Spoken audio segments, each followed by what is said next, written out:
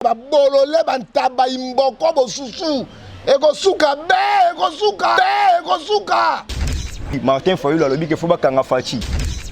Donc même ndaka Fayulu soute. Oh. Non OK n'était. Fayulu a changé makambo. Est-ce que oyoki bemba lobi yango? Oyoki même musique alobi yango? Nandi Moïse Katumbi alobi ba propos etali la mukate etali kaka Fayulu ye moko so monani. Fayulu abimi kwa moto noir. Fayulu a yé sous côté à moto on pèse sa Kabila pas. Donc nous disons quoi? Fayulu na Kabila va copier là. L'air est grave. Tu sais que dans Zali wana mai 16 juillet très grand monter au PM. À tout moment ma beko là. Problème est conflit à poste mbongo. Sony a memi église de réveil, le quoi la fille de Sarah. Fille de Sarah fille de Sarah. Au moins ni peine moi c'est pas mon ami ma bonne 7 8. Oh ya tokite là comme on a signature pour 50 000 Jeep à 80 000. Ah petit yo bangana kolinga mutakala yo bangana kolinga kola ndenge o kolina relation internationale non non mutu ngai oh yo bisanga kolina kola ndenge oh bana Guine bana Dar es Salaam bana Poto bana Mokili Mobimba site FM moko Afrique Info avec Franck Stemai Yandankala twende X-Bass Marandura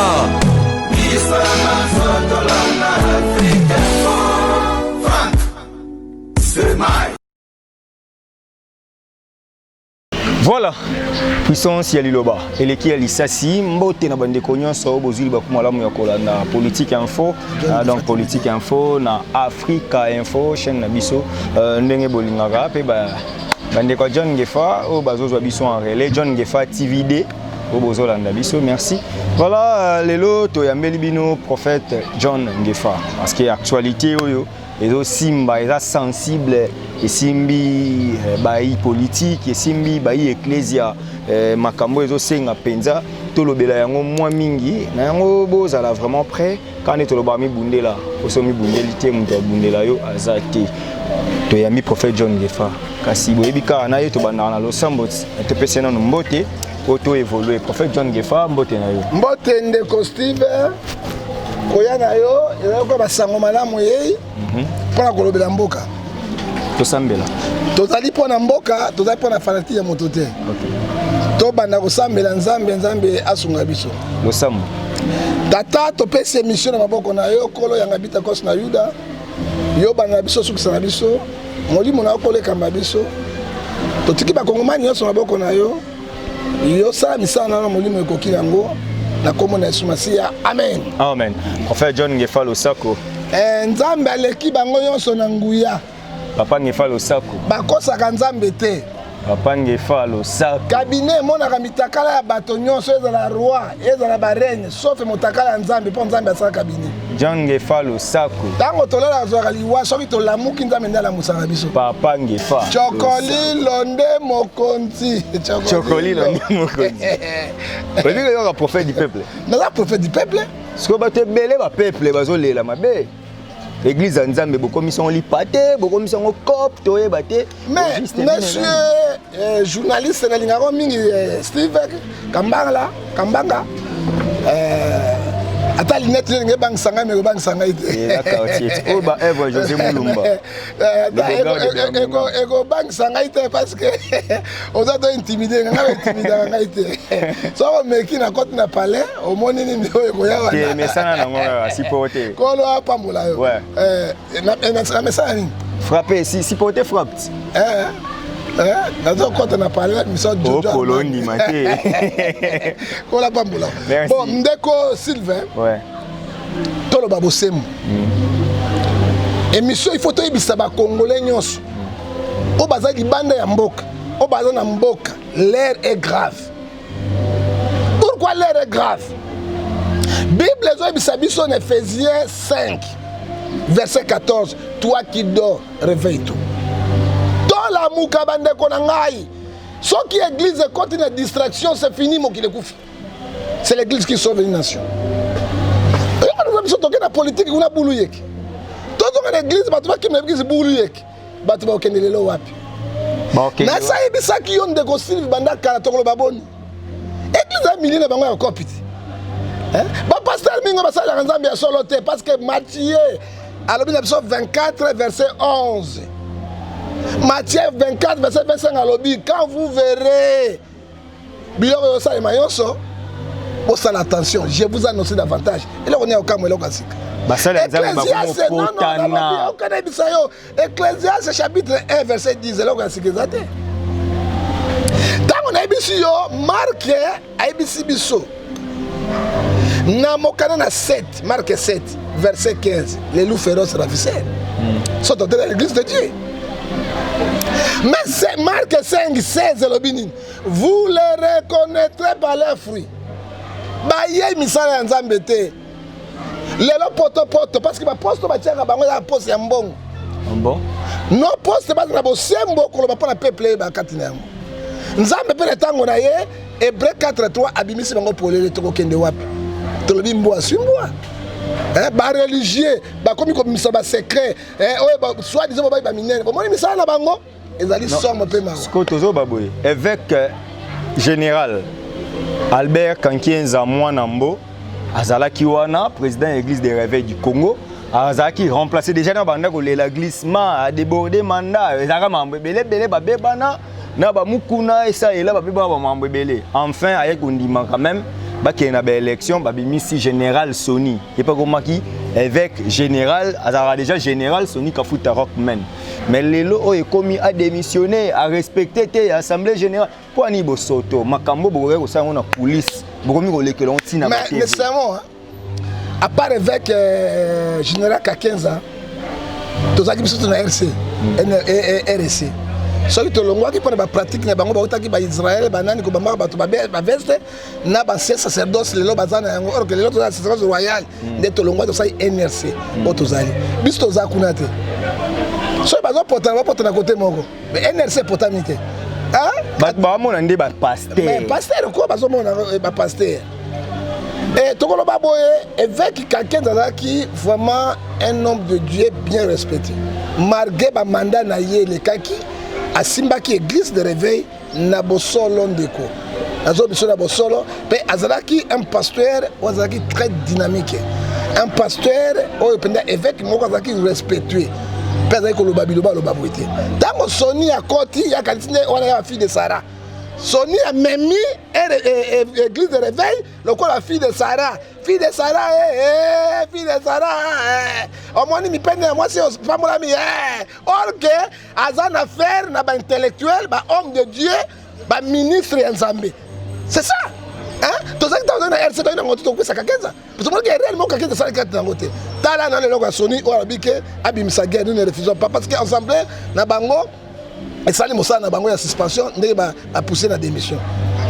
Est-ce qu'un chef religieux qui n'est pas président de la République après ce propos après ça qui yango abi ba kosele mam après ça yango ba ko andima wanani o ali pe mbongo na lobi caméra sika abimi akene Canada azate ba ko sa bango kama ba dans centre nganda même dans centre nganda ba ko sa kama kamono ba ko sa bango kama kamote Doli bakamba bomi docteur babine ko sanga makambote oyebi Jean 8:44 le père de mon sang c'est le diable toi ba ça il faut dire la vérité omoninga soki likambo ezali na koloba vérité ite ko senga pardon o ba kolimbisa balimbisi o ba koboya baboyi général Sonia Lobi a remarqué que lokuta ezawana na RC parce que bazo ko c'est na mambo yemo kwa yebi mais soki lokuta ezali na kati RC bango ba miyebi ba tel propos papa moi je l'ai suivi na landi émission à Sony ya ko wanga na ndenge ni émission na landi na kadeka pas président Kabakate ba pesa na maya pam nga pe vana meteke bango masuba kuna na landi Sony en parlant wana ba conseiller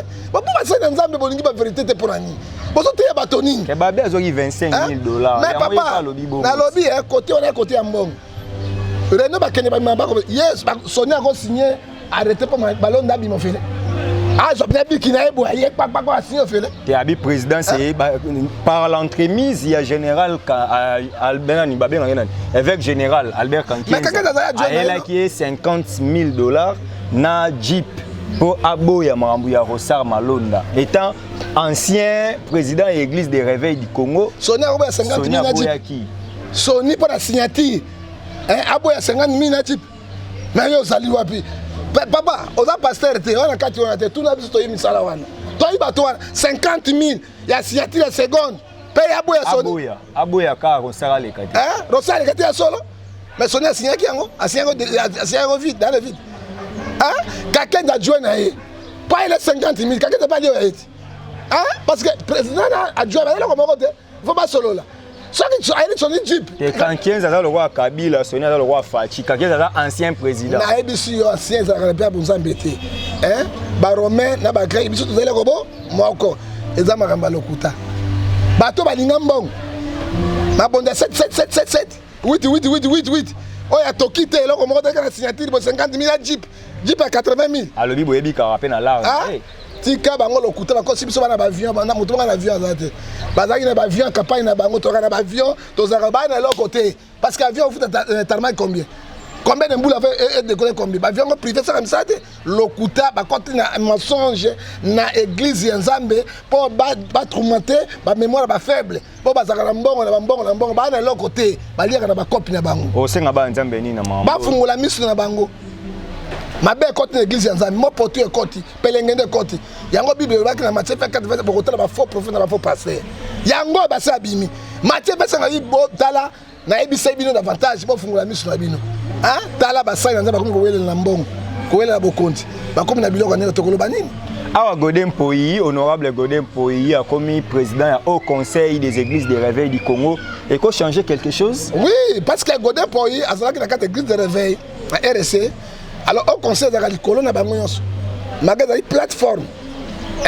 Ezali plateforme, ezali autobengarango catholique, protestant, et qui bangi il y a une personnalité juridique. Mais confession religieuse.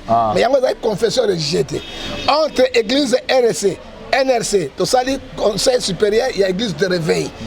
Misi Mikanda, Ngala, c'est mon président, il y a au conseil, il y a église de réveil. Il y a Zali Kolo. Au cas où conflit, au cas où les aliboués, ndeko savoir quelqu'un de la Sony, bakono sambi sango na au conseil pas passage ngapi na kati na zali na kati na zali na kati parmi au conseil na côté NRC na kati lokola ngana contre bango misala bango mabe sona bi secret eloko na remarquer ba nganga ba na kati ba kise na kati mais oui to solo ba eloko sona ndimi ngo lelo biso ba roger ba to ba likambo yo sona ngo ndimi ngo lelo ke ba nganga na ba to ndoki ba na kati osomona ngo ndeko na ngai soko bungi na zamba okuta na mbwa okutana ntabana soso le bamboka za pembeni ok galate sisa de biseke lo mora seme ili moisonner sonia bimisa ngo yote pa longoli biso ba roger ba to ba di comment to devant secrétaire ba ko bima polele katina yango c'est ça donc quoi que yo po sambisa sonina Kankenza mais tout ça makamana kat to vandi sonia za na Kankenza za nani ça va à part avec le président Batiaka bango za titre honorifique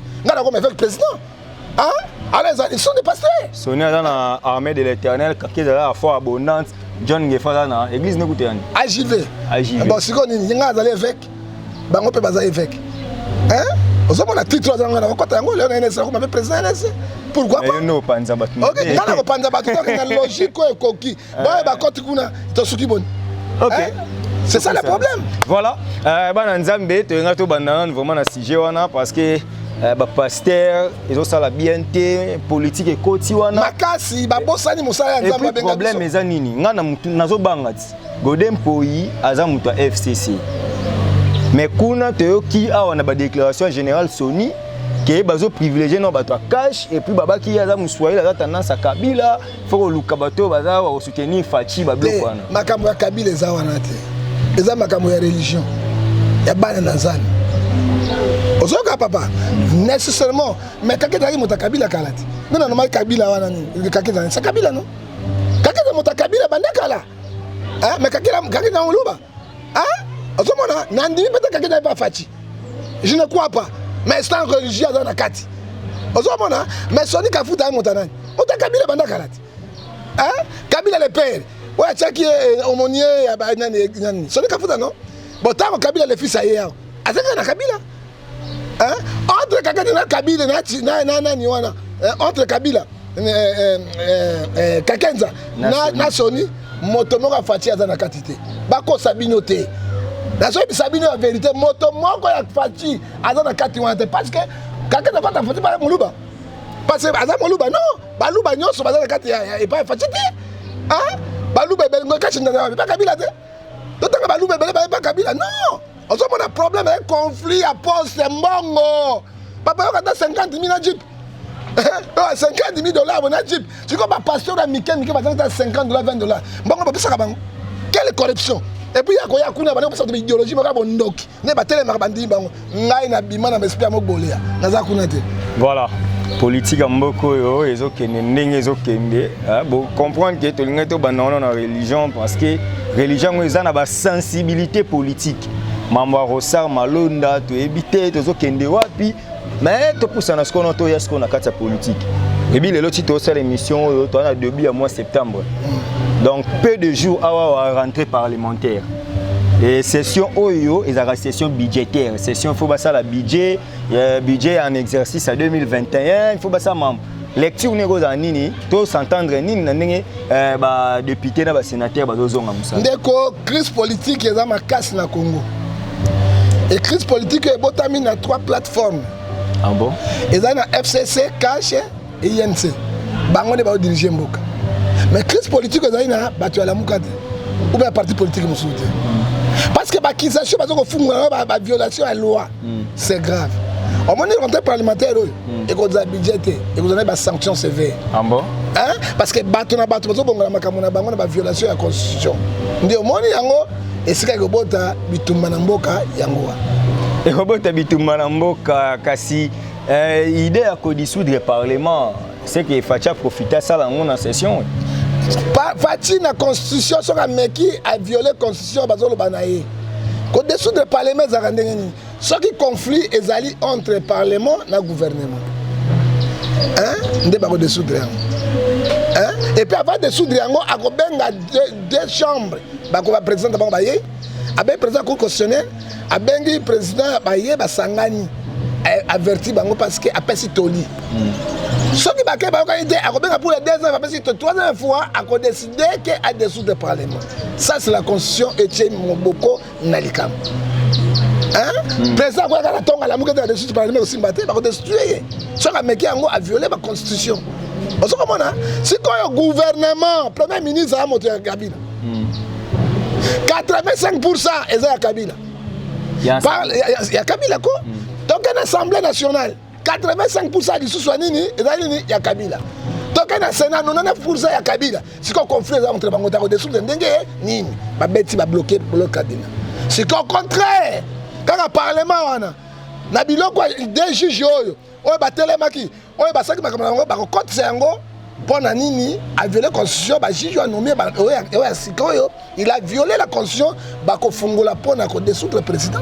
Tout le monde a dit maître Théodore Ngoyi a candidat dans l'élection en 2018 na présidentielle. Lelo a Telemi Penza, a Zotambola, qui est même comme on a président Martin Fayulu a décidé pour la qui sait que le président de la République Félix Antoine Tshisekedi a violé la constitution en nomination de juge Nengo Lobiara. Et aussi, il y a une infraction, on a haute trahison, infraction de la chef de l'État, il faut pas kangaye. Mais il y a un article 165 de la Constitution. Constitution. Haute trahison de la République, au cas de quoi il sera destitué, arrêté. Au moment que Kabila tient qui Constitution pour kangamuta quoi là. Au moment que Kabila maël Kabila force tranquille. A tia qui mota mo abisu ka ba kolongolanga na lingana kenete to sala lonko pa majorité ba tia yango. Et Natuni Théodore Ngoyi, Natuni P. Fayou. Donc, il y a un Fayou dessous. Non, moi je suis légal. Fayou a changé ma cambo, a changé pour sa peuple qui n'a pas soutenu qui est l'élo a commis comme tout politicien. N'a pas ça qui ont monsieur Steve. Au Congo, on n'a pas de politiciens, on n'a pas des opposants, ce sont les profiteurs. Il y a qui parle de dialogue, il y a poste. Tant que tu sais qu'il y a bloqué, hein?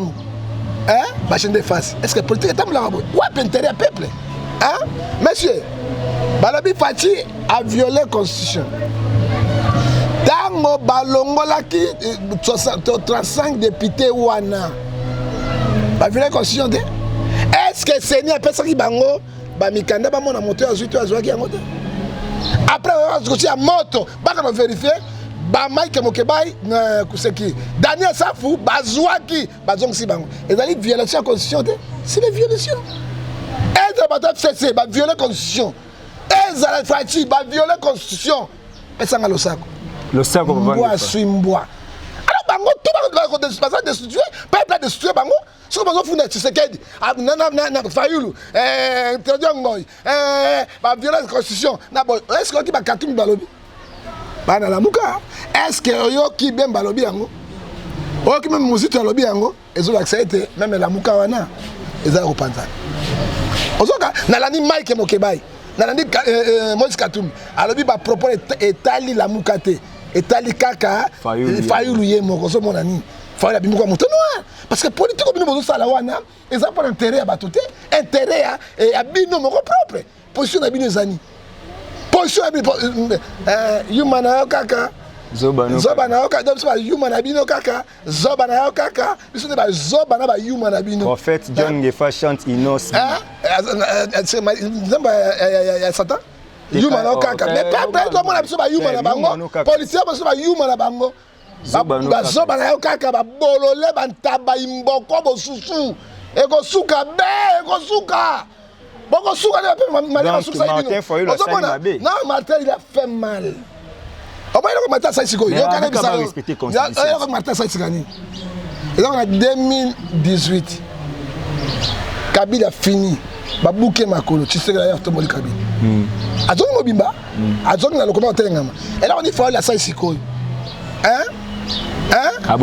Kabila, moi Makolo ça m'a dit que bon c'est Kabila Makolo, pour Kabila il par force.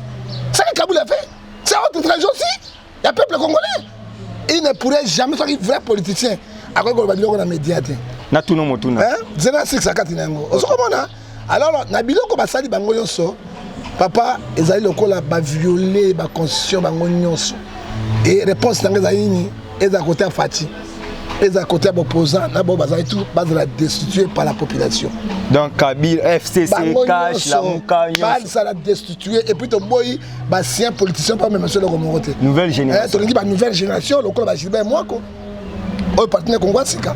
O puis Congo Sika c'est bandi. Ouais libanga. Congo Sika est bandi depuis Katanga et que sur na banane. O ba na mouvement Sika. Lokola Pierre Akele. KBL, moi 36 ans, abimi pour la Colombie, Makamamboka, pour sauver le Congo, parce qu'on a assez avec tous ces bandes de politiciens. Soit du poste a changé. A changé de Steve Tozanaye, soit du poste Tozanaye.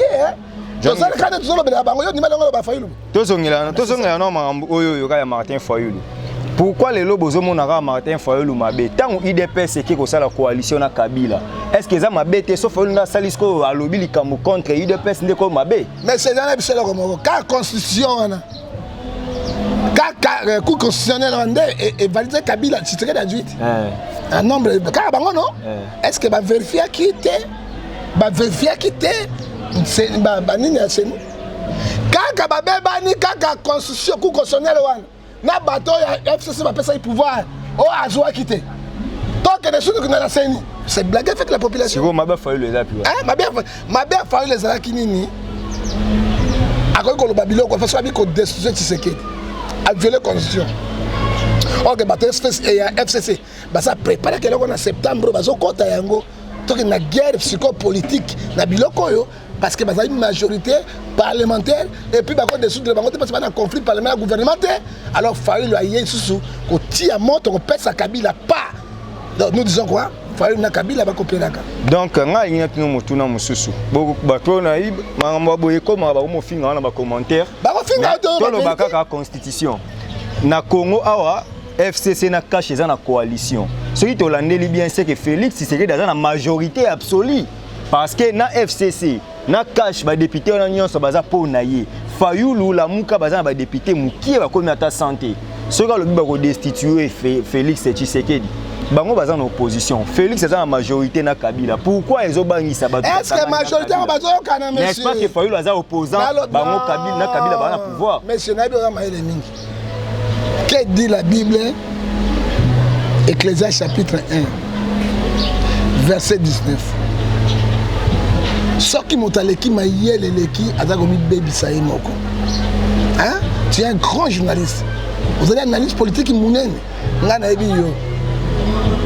Pourquoi ministre de l'information? Na ebi yo. Pourquoi PDG? Amen. Naïbi capacité aux anayo. Na moni nous na classe na yo na université tes licence consilisa. OK? On moni politique à Congo. Hein? Na basa ya Congo, basa na Zambia Congo, ezaya mutu passe. Oko ben liboma. OK papa? Et là quand on le dit boy, baza majorité. Est-ce que baza majorité FCC reconnaître Tshisekedi? Ba reconnaître Tshisekedi? Parce que baza majorité, bango c'est pas majorité. Oui, parce que baza même mboko bako appuyer Tshisekedi. Mais au contraire, regarde le discours à Mabunda, dans le discours à Poto, on a battu la majorité. Regarde Tamoué Mwamba, on a passé le discours là, en fait, Tshisekedi, on a battu la majorité. Regarde le député Mongo Abimi dans le Parlement, on a dit qu'on finit Tshisekedi, si personne n'y pardon, on a battu la majorité. On a battu la majorité, on a battu la Pelengendu. Hein, sa politique est en Gotobobu.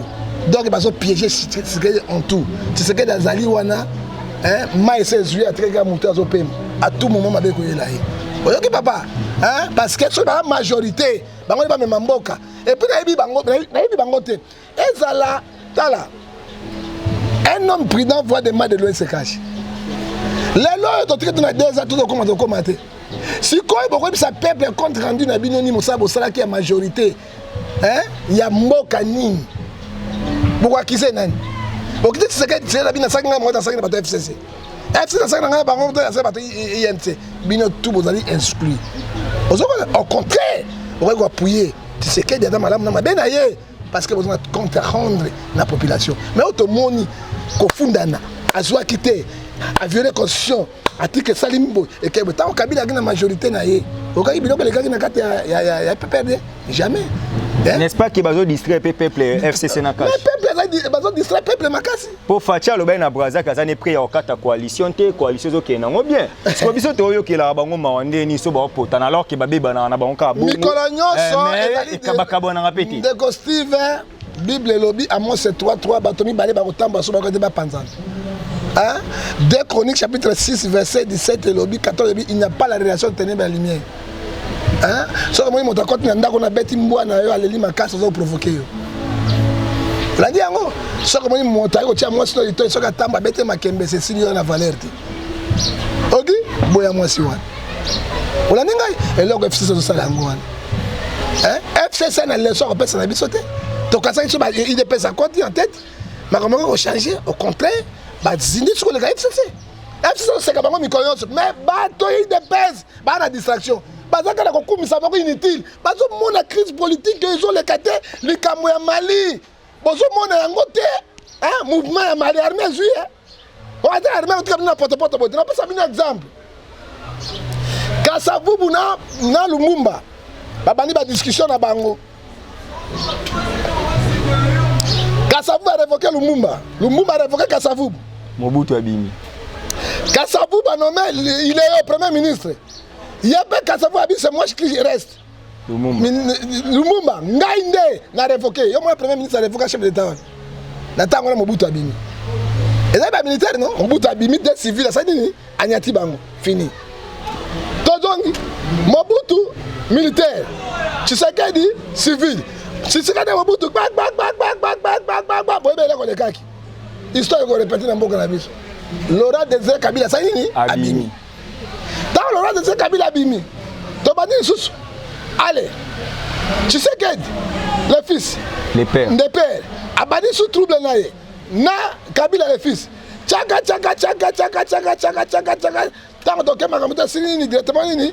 Tshisekedi nini. Kabila ko cédé bio yo le cas ozo parce que tozaki na bomo. Or que les 3 ennemis. Ndenge zobeba entre Kabila na Tshisekedi, FCC na Kamil. Boye ba été forcément les a pembeni pona ko sala au bout de pouvoir. Parce que beaucoup de gens n'ont pas acheté. Parce qu'on a une idée à cause de la chance. Attention, notamment quand il y a imam et on a radicaux, Abimi na Côte d'Ivoire, na Mali, à ça le mouvement hein? Mouvement il y a un mouvement Nzambe libération de peuple et moko hein. Ça le peuple veut se libérer parce que on a jango te wa. Parce que tout le monde ça ne va pas. Donc comment vivre na posa ya batomi balé. Posa ya batomi balé. Ceux qui ba lobby, Kabila Nzambe ya Congo. Or qui n'est pas au pouvoir. Parce qu'il y a un pouvoir, parce que parti n'a des hommes menés. Ils ont mené. Donc, un esclavage au WAP, donc un WAP, et distraction totale. Maintenant, distraction totale. Nzambe akotika batonete akobimisa eloko moko ya liboso pona ko neutraliser. Pourquoi ba banga démarche wana ke ba destituer Fachi? Nini ekokoma soki lelo Félix Tshisekedi. Mais soki armée azu siko bosani. Mali wana armée wana azu tala colonel wa ebi mo la telambate. Elamba bina ko loa tala militaire. Ala tala teni militaire ebité. Yo ba teni odio elamba tena zolo tena miso. Yo mo nango. Ozomona basa na pouvoir na bango. Ata ba ko pesa na civil 2 ans rien. Ba ko rien. Hein? Congo tolembi biloko papa. Il faut donc l'étape mosusu to libérer Mboko et c'est le peuple qui libère le pays non occidentaux non américains non quoi. Bat balobi ke bazo banga pota mwamba mutako koma président. Mais effectivement la constitution mais koma ba ko modifier constitution Kabila kozonga mais ko simba lisusu te. Hein? Bato ba la constitution na bisobo. Lokola Kabila longo mandat mo ka mandat kuna ko kutia. Baye bakango et comment la constitution le bateau yo bato baye bakango te mandat Kabila tia été oui c'est bon toi au salate mais mandat ko ya est-ce que il posita zoni candidat na Côte d'Ivoire na Centrafrique président posité ah mais oui ko c'est parce que mandat mo so ke longo kuna akotia eza pour ta moment matin ezali retour va préparer retour à Kabila même ta moi mazui a touché constitution Kabila akotia quoi ba majorité ba ko toucher constitution Kabila revient hein ça soit donc la Brazzaville. Hein? Ça soit c'est que nous refusons. To boy bilongé ba kende. Est-ce que bikaoki batika Congo parce que Congo sont développé. To kende to suka. C'est que ne ba lobaka bo mesana quand même. To mesana était parce que les souffrances c'est ali makasi. Hein? Hein? So to bi vrai. Tako banga nzambe. Ndenge coalition yo tambola nango. Par rapport à Kabila na bato na ba voleur ba tambola nango. Bato Kabila malé. Et bon, on va travailler n'engeni. Mais n'a pas dit ça yo. Yo pas l'émission, tu vas travailler parce que tu sais qu'elle dit biloko yo. Hein, Lorenzo ça yango Angola. Santos y en a un peu là. A tié abi non, pas d'intérêt angolais. A dit boto sambon, anyati bango. Tu sais qu'elle a qui angote. Hein, moto ya bon mami. Allez que la maille. Force à Liloba. Et qui a dit ça? Toloba qui. Donc pour nous c'est que Fachi faut accéder à livrer Joseph Kabila. Mais à quoi dit qu'on livre la politique na bangone ba yoka ninga na zakuna te moi je suis pas politicien. C'est pas politique na ngai. Hein? Mais faire un bit la sima zonga moto. Atala sima mona ba. Mona bato. Azomona ngo yoka monsieur Omar Bashir bakangai na boloko azaki président eli. Hein? Na carte Égypte. Mohamed Morsi. Morsi, président élu démocratiquement. Hein? Babaloka qui a armé à Baloké Kangi et Tina Baloké qui a okufa na Boloko. Et général Sissi Azongi. Yangoana ne yabimisaki camarade Mobutu nani wana Muslim Barak. Parce que mon tapis c'est poste en général. Mon tapis c'est poste en général. Ezaki a petit yo bangana kolinga mutakala yo bangana kolinga kola ndenge. O koli na relation internationale. Non, je na mutu na ngai. Oh, yo bisanga na kolinga ndenge. Oh. Ah papa, on me dit que c'est une inspiration. On a pas voté pas ça. Hein? Osoka, on a besoin d'inspiration. Mais Moubarak pourquoi nani Morsi abimisaki. Non, Morsi de ce qui nana. On a ça en Égypte. Si abimisaki pour la nini. Pourquoi na Mohamed. C'est Moubarak qui est commissaire général, premier ministre et défense. Tant Morsi a koufi, balongoli abimisi vient naï. C'est ça l'histoire de Gosalema na Congo. Ça bien, au bêtiment l'isolé Égypte. Égypte boni Gosalema na Congo ba keba na yango. Congo keba tozoka na mopotu na polengendu na poloso. Mboke tambola ka boité. Monsieur journaliste, na ibisa ki mboke kendeke na ba corté. Et tambola na constitution pe na ba principe na ba loi ya république. Mais mboka na sota na ba alliance. Au moins les conséquences. On doit avancer parce que bandeko musu baza il faut totike sika. Prophète John Ngefa makanisi na biso to réfléchir ensemble. Est-ce que mboko le problème n'a comme problème la plateforme était parce que tout le monde est dans 3 plateformes. Tu dans la FCC, tu dans la Cash, tu dans la Lamuka. Récemment awa la Muka zaki contre désignation Rosa Malonda babimaki nanzela avec Jean-Pierre Bemba. Tout le monde IDPS pe babimaki nanzela mais bata FCC babaki nini. IDPS bazongeli babolingo na bango ya kala na Lamuka bolingo na bango ya kala bazongeli yango. lelo peut te moni la muka tango ezui Martin Fayulu alobi ke faut bakanga fachi te moni Augustin Kabuya CGIDPS alobi ke la muka e komi ko coaliser Fayulu komi mutu ya Kabila siko problème ezala ce qui débat mo bazui position moko contre plateforme moko et comme trahison qu'est-ce qu'il faut faire tous on a 3 plateformes politiques tous on a la muka tous on a cash tous on a FCC mais problème est comme il se pose on dirait moi béquille moi paralysie moi ezawana handicap moi ezawana pour te moni récemment awa membre Rosa Malonda IDPS marché la muke marché FCC lobby ke IDPS azongeli bolingo na ya kala ya la muka ba opposant ba sangana ipo ba la contre Kabila domoni sous lelo awa Martin Fayulu lobby mambuya ba fo ba kanga Félix Tshisekedi IDPS secrétaire général Augustin Kabuya pas lobby sous que Martin Fayulu a sa kota Kabila finalement est-ce que erosenga ba zoni mi balé conclusion ezali boy na conclusion ezali bazo distraire peuple congolais. Ok, ezala FCC, ezala cash, ezala IDPS, ezala PPRD, bazo distraire peuple congolais. Et là on a le basiko ni peuple congolais à la muka. Afungola miso na ye parce que pays est en otage. Tango nzokomi balé ezobunda. Il faut ba bato yo bakendeke o bazaka ba victime. Ezaka ba nzete amike. Peuple ndi ba nzete. Ce qui peuple télémi na makasi na bon côté to télémi na bateau to bouter bango dehors te mboka ekofunga maka mokolo moko ça ba distraction parce que bazobo sana cash IDPS INC ba parti au pouvoir bango ne bazo mema mboka bon soki bango bazo soana échec et côté qu'est-ce qu'on pourrait dire hein point d'interrogation ça va on chute déjà yo batunyo so ba lobby au PCP quand même position na yo mais on appelle Mosala Nzambe conseil ni ko pesa sko na Martin Fayulu oyo bato belé bazata musuna désaccord na bon Martin Fayulu conseil na ko pesa e abungi nzela abandaki bien pe accueilli ay ko bunga nzela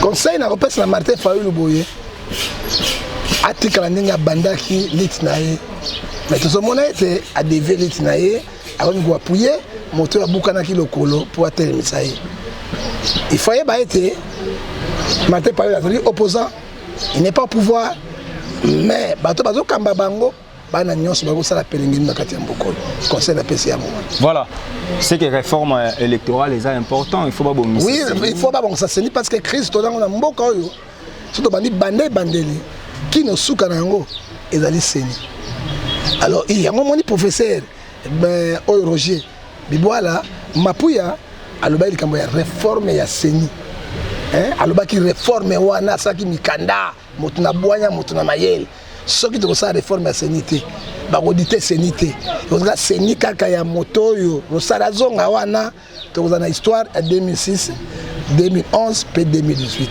peuple le bibliothèque wana to ni bato logique oyo bazobanga nzambe po ete basala makambo na kobanga nzambe na ona oyo aganya parce que mbongo yango tozosala yango wana kanga porte wana mbongo yango tozosala ekokende wapi mpe mosala yango oyo bazoba milliard bakufa basundole yango biso tokosala ni tala eloko na koyebisa yo ndeko na ngai yango wana maintenant yambaki ndeko Basile alobaki po élection esalama malamu il faut tomema yango 10 ans donc il faut toketi 2030 kasi Basile abandi nzale lapesa na Kabila ti Kabila boyebi ete Kabila moto Basile ba politicien de batika na bango hein oyebi Matthieu 4 Matthieu 4 lobby moto il faut atambola nzela bo nzela mine ite Basile batama nzela mine bakazi ko fatia ye ndike bakosa Kabila soka lobi bakobenga bachisu ministre intérieur akopolo lolo akopolo lolo abiso ya lipo na poste mbalo mweke kokuna na mwa kota na za ngoni il fallait que une entreprise publique yani bazui ete Kabila zui ete bwakisi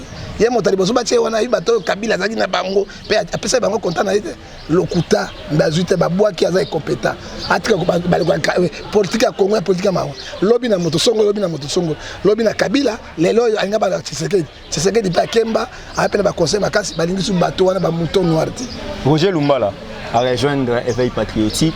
Roger Lumbala commis maman Tshisekedi azongi vraiment bien azongi ndé côté na ye mais ce sont les autres de même plumage Lumbala bazo lukani éveil patriotique dans la bâtiment sur les Congolais, autres sont les éveil patriotique.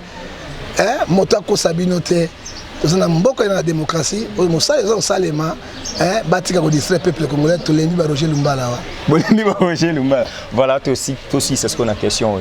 Roubert Azwa ONIP a identifié la population, parce qu'il fallait qu'il normalement m'accompagne ça dans le ministère intérieur.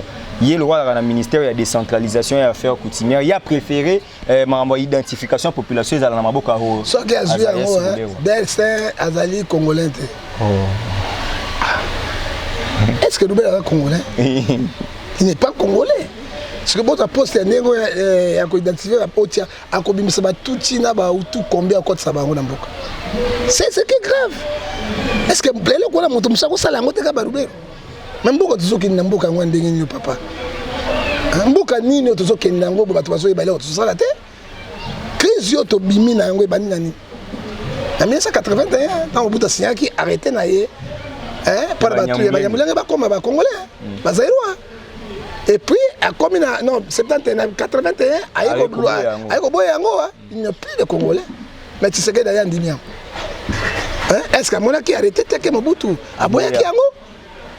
Est-ce que avant yango na balima ntaka kufaki 3 500 000 ba Rwandais ba kotaki na Congo yango ba déclarer sikoyo Est Miembo Goma Buruchuru et comme mboka na bango Beni à cause ya biloko ndengoli identifier ba basaka na yango il faut moi na mboka azana corps âme asala yango po ezala malamu et soki ya kosala yango te ndeko na ngai et qu'on ne pas si pénal. C'est que c'est moi Gilbert Kankonde. Kankonde a joué un moment de paix, c'est ça là, c'est plus mieux. Et ce baba qui a un référendum, peuple pour voter entre le Rubert na Kankonde tout le monde a besoin. Et bon c'est Rubert abimé. Rubert a cause impossible pour ça le matin parce que to yebimbo kondi les autres. Ba identifier non population. Ba identifier population, ba yeba nani yo nani. Mais pas ça Rubert. Rubert m'a pas identifier mboka Rubert ni auta wapi côté ni nélotique. Auta ko le ka Soudan ba ko na ye. Ti Égypte kuna abia ba peuple nomade Tutsi ba na mboka te ba na Uganda ba na Rwanda bazali na Kenya bazali na Égypte pe bazali partout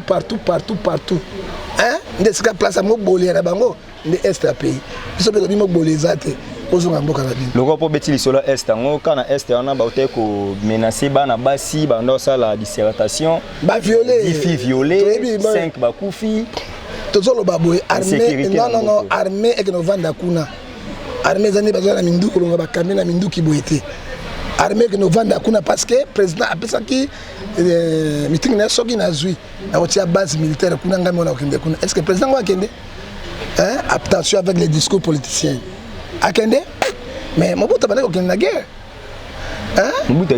Mobutu ay soldat non commandant suprême armée autre la civile ou militaire on a commandant suprême d'armée Kabila le père à ça soldat alors t'as tenu militaire non mais voilà même si c'est que t'as de guerre t'as de siège alors t'as tenu militaire comme chef armée on comprend yango mais voilà nano ba kosala ba discours na bango ya mabe wana te est kozala et kokangwa te puis pour ça ya bango est comme la République parce que pays faible oyo koka ko bengana bato te ko défendre bato na ngote oni atanga pays faible na kata pays faible ba partager mboka wana exemple ko Soudan o monaki yango ko ba Soudan ni o moni sur exemple ya oyo Guinée to na combien de Guinée à 3 Guinée ba bengo beta faible yango déjà ba tiepe Congo na kata beta faible parce que ata 1 mètre pamba ba boto la raté faut qu'on a ba négociation alors to na 1000 risques que est kende oni ACG andima. C'est fini. Dans ce bas de reconnaissance internationale, voilà, Toromina Souka émission, actualité c'est belé, mais faute de temps, et Boebi Kebiso Toyara Yaka, to Opesano Batbambo, mais yo, et va cop, et va botter à ce qu'on va linger en place. Pour yo bois caca local l'homme na bois caca tende qu'on a le bagabato et bazana makama malam o bazana makama malam ba termine ba directive ya malam na bois kinani o bois si Laurent Sokoko comme ya Babi Kambala pese logo te mama c'est Babi Kambala azali congolaise et puis abanda na Suède maman yo na landi idéologie na ye azali aide soignante na aide soignante bazalaka na médecin pe bazalaka na ba infirmier na ba aide soignante mais bato basaka misala nyonso na ba aide soignante mama oyo bomoni alingaki musala wana ko ide ba ibosono te na bato malade te mais chef na monaki capacité na ye bolingo na ye et goyamba na ye alongolaki atindaki ya comme aide soignante tana comme aide soignante ayiko pona bato ya bautiste bato ba ibosono ndia azalaki na bango ko batela bango ko sunga bango ko sukula bango ko lesa bango tango ya moni misala wana volonté ya Nzambe abi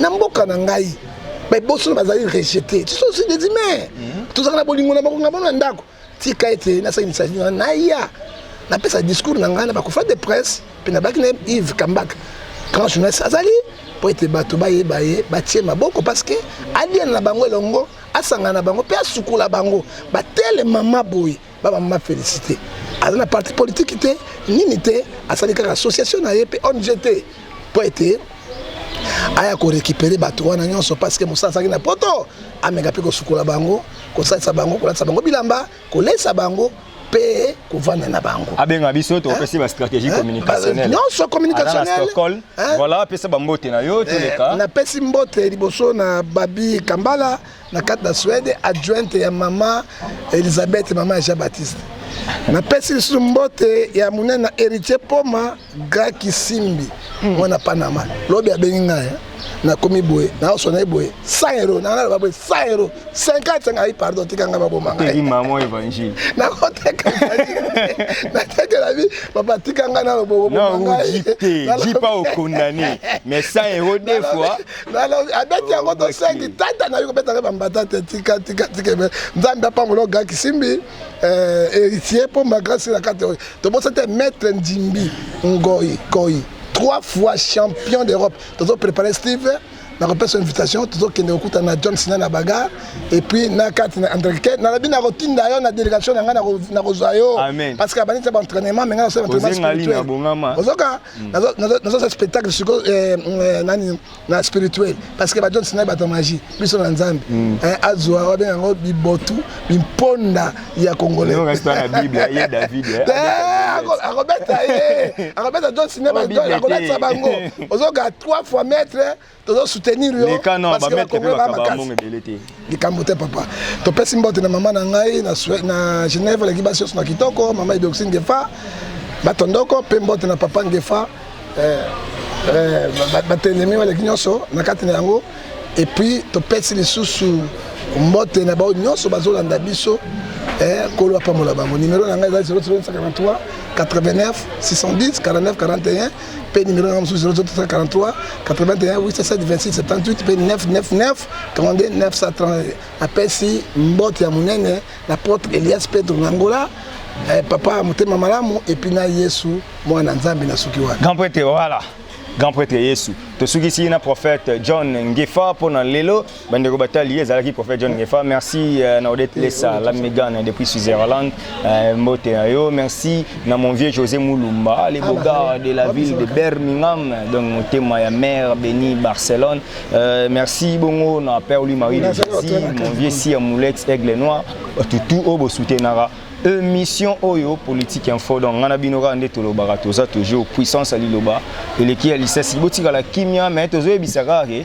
rendez-vous le 21 na Mwanda balobi INPC photo kende ko voter président sika ba journaliste donc toza biso ba candidat mais biso na ba osango ba Tatiana biso nso tozaka wana toko kende kaka biso pe photo kende kaka to yeba kaka nini roleka kuna po guerre ekomi côté au Floride Zantoto Kasonga Chilunde bonne chance na ba candidat biso pe toza wana mais ngana oza candidat na congrès oyo ya wana toza na bino ensemble donc bandeko batali merci botikala toujours fidèle na Africa Info merci à Chaton Kolo merci à Maël Sadiki bandeko tout mi bundela kaka poso mi bundeli te muto bundelo azate donc puissance ya liloba eleki ya lisasi tokutani balasima merci bana king bana Dar es Salaam bana poto bana mokili mobimba site ya moko Afrique Info avec Franck Semai Kiandankala twende